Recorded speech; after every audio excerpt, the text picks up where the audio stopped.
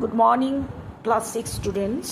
আজ পড়াবো অবনীন্দ্রনাথ ঠাকুরের লেখা আমাদের স্বদেশী যুগ। দেখো, স্বদেশী আন্দোলনের পরিপ্রেক্ষিতে এই গল্পটি লেখা হয়েছেন। লিখেছেন কে? অবনীন্দ্রনাথ ঠাকুর। লেখক লক্ষ্য করলেন যে দেশের সকলেই হঠাৎ স্বদেশী হুজুকে মেতে উঠেছে। স্বদেশী হুজুক মানে সমস্ত কিছু স্বদেশী জিনিস ব্যবহার করব, নিজের দেশের জিনিস ব্যবহার করব।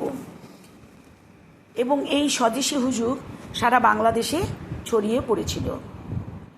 এই হুজুকটা কোথা থেকে যে এলো সেটা কিন্তু কেউ জানতো না। সকলের মনের ভিতরে যেন একটা তাগিদ। সবাই ভাবতে লাগলো যে দেশের জন্য প্রত্যেককেই কিছু না কিছু করতে হবে। এই লেখকদের দলের পাণ্ডা ছিলেন কবিগুরু রবীন্দ্রনাথ ঠাকুর। সিদ্ধান্ত হলো যে স্বদেশী জিনিস ছাড়া কোনো কিছু ব্যবহার করা যাবে না। এই সময় রবীন্দ্রনাথ রাখি বন্ধন উৎসবের প্রস্তাব দিয়েছিলেন, এই স্বদেশী হুজুগের সময়। আচ্ছা, এই সময় কি হলো? স্বদেশী ভাণ্ডার খোলা হলো। ভাণ্ডার বলতে যেখানে খাবার মজুত করা হয়।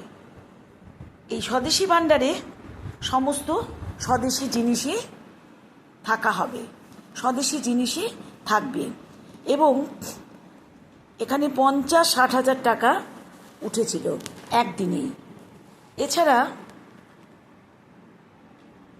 মাতৃভাণ্ডার বলে একটি তহবিল খোলা হলো, ন্যাশনাল ফান্ড। কিসের জন্য? এই ফান্ড থেকে প্লেগ রোগীদের সাহায্য করা হবে।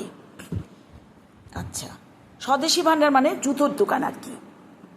এবং বাংলা ভাষার প্রচলন হলো প্রভিন্সিয়াল কনফারেন্সে।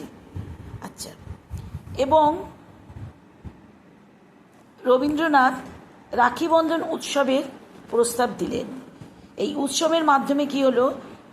পরস্পরের হাতে স্নান করে গঙ্গার ঘাটে দাঁড়িয়ে রাখি পরাতে লাগলেন।